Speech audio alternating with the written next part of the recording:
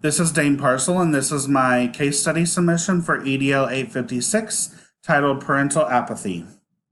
So, to begin my case study, I want to provide you a brief summary.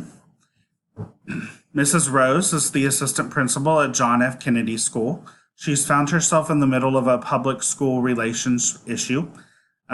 She believes John F. Kennedy and the community and the public do not have a great partnership, and she wants to improve that.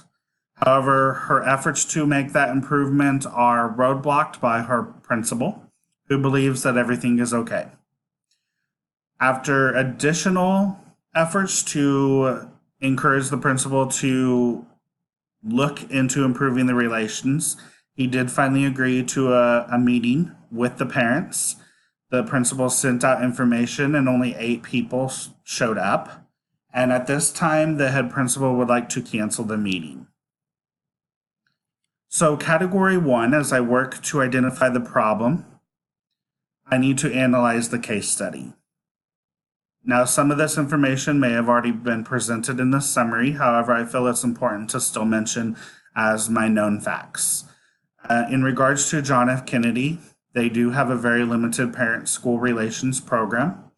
And although they did have a great one in the past, there is no present PTA or PTO.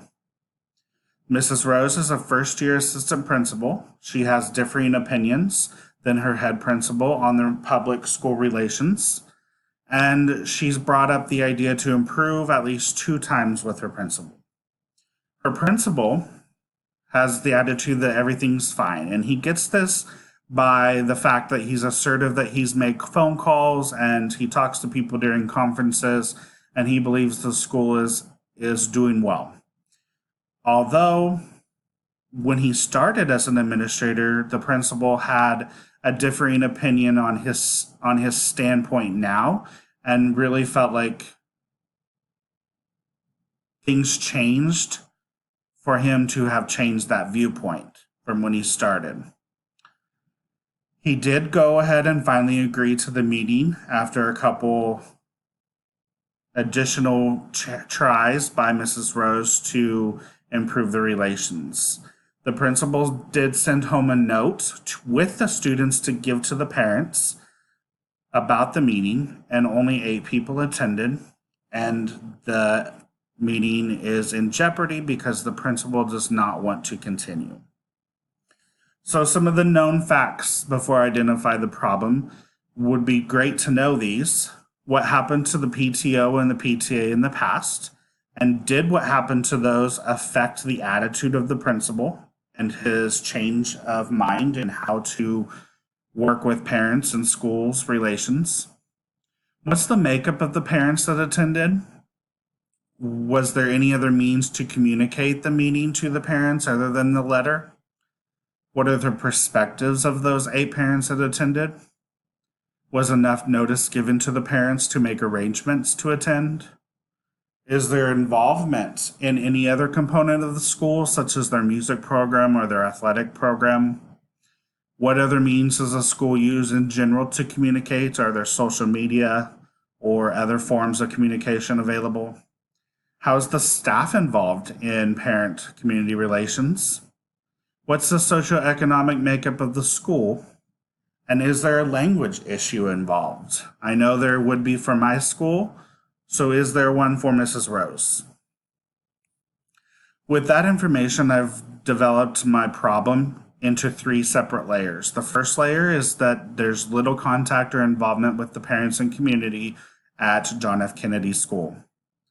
The second layer of my problem is that we have a principal that doesn't necessarily want to self-reflect and realize that maybe there are some issues. And then our immediate problem right now is, should the meeting continue?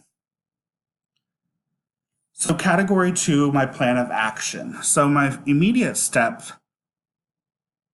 would be to have the meeting. I would, if I was Mrs. Rose, ask the head principal to be the one to lead the meeting and gain the input, because I was the one that was pushing for the change in partnerships.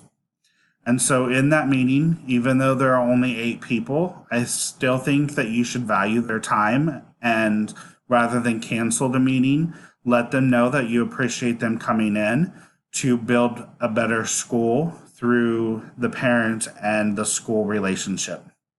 I think you need to ask for their input, make notes, and then I think you need to also learn who's there and their background. And then at the end of the meeting, although there are only 8 people, it's okay to start small and get bigger. But I think you should work with those 8 people to set up your next meeting and let them know that in that next meeting, you would like to have a vision. You would like to create that, a vision for parent involvement. And in that next meeting, you would also love for them to bring in some of their parent friends to come in and add their input. Some future steps that I also feel are necessary is to build a relationship with that principal.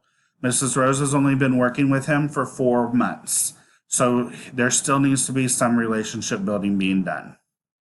You need to research the information that's provided to you from the parent meeting, become acquainted more with the school and the community, and then plan the next meeting and communication with notice to the parents. So some of my strategies to do all of those plans. Ideally, my first plan of having the meeting will be done immediately. My future steps of setting up the meeting will help the administration team create a vision. And then that vision can be shared with the faculty and the staff and all the other stakeholders. And then in that meeting, it's okay to start getting his input on what's been done previously and see if you can figure out what happened, why his attitude changed, or what he would allow you to do to help improve the relationships. As I do the research, I think it's important that you analyze what was presented, get any of the questions answered, and as you know the community, you're going to be able to help build your resources up a little bit more. And by being present throughout the community, that will also help in your research and building relationships. And then one of my other plans was to go ahead and plan the next meeting. So I think it's important that you address multiple forms of communication. Throw in the social media aspect, throw in the media and the TV, the radio, throw in notes, all types of information to allow parents to have that information presented to them in different ways. Do not rely solely on the students to give the parents information. Have an agenda ready and then look at the possibility of food. Category 3, what's best for students? By doing the plan of action and the strategies, I think we can have a cohesive administration. That cohesive administration will have similar visions that we can extend into the other aspects of school, academics, athletics, and then those things will also improve with parent-community relations. By having better communication, we are providing consistency and transparency with our stakeholders. And the various means of communication will allow all different types of learning styles to also know what we want the community to know. And then by involving the parents in the community, we are building positive relationships and we are building our resources up so that those community members and parents can come and help our students succeed. As I resolve the issues, I think it's important that we resolve the differing views of administration. And although the views may not be fully resolved, I think that the partnership between the head principal and the assistant principal should be to the point that nobody knows that there's discrepancies. And the two should know that even though there are differing views, that they can still come together to be successful. There needs to also be a resolve in the communication system. As I mentioned earlier, adding additional modes of communication other than notes home will help. But I think you could also involve the teachers. They may be communicating with parents in the community in ways that you haven't thought of, and they are a great resource as well.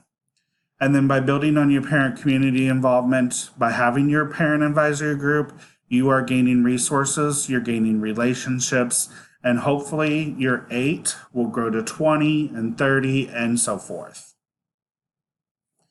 Category 4, as I reflected on the case study, some of the things I was thinking as I was reading it is, how is Mrs. Rose going to work with this principal that doesn't really want to change? What happened to the PTO and PTA, and did that have an effect on the principal's attitude? And how am I going to resolve this issue with respecting the principal's views, but also getting more involvement? I was feeling frustrated that the principal would not trust Mrs. Rose. I was also feeling fearful of how the meeting would go and how it would be viewed by the parents.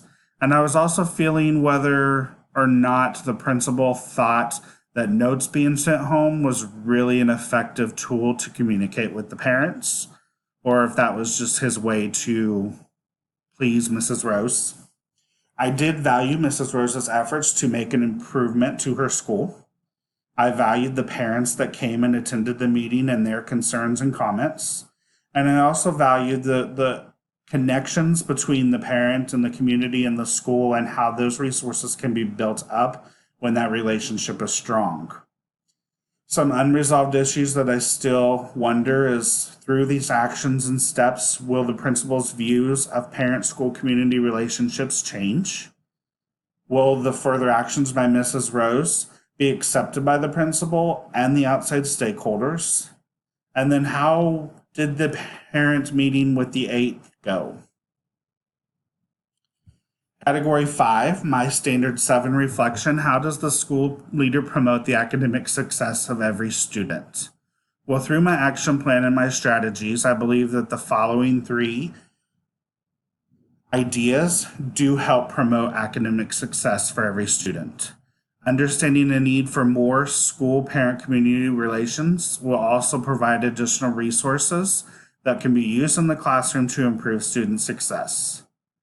By supporting the parents that are attending, you are letting them know that you respect their opinion and their time and their efforts to improve their child's education. And so you are promoting the academic success of those students as well.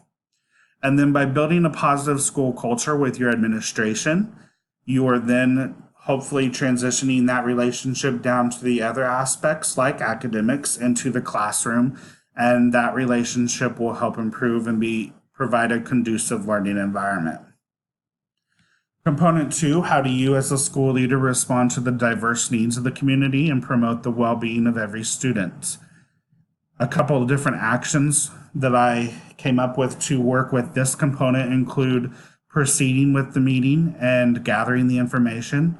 By having the meeting and then taking notes and reflecting and analyzing the meeting, we are listening and respecting their values and opinions.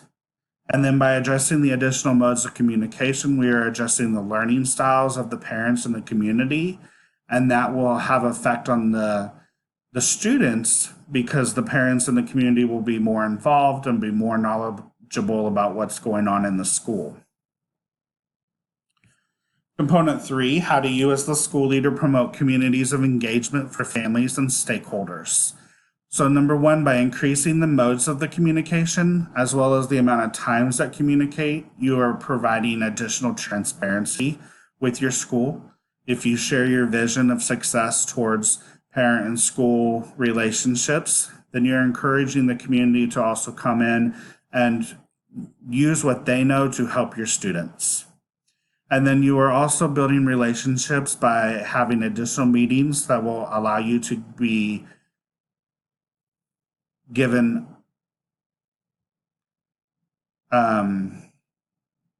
sorry about that.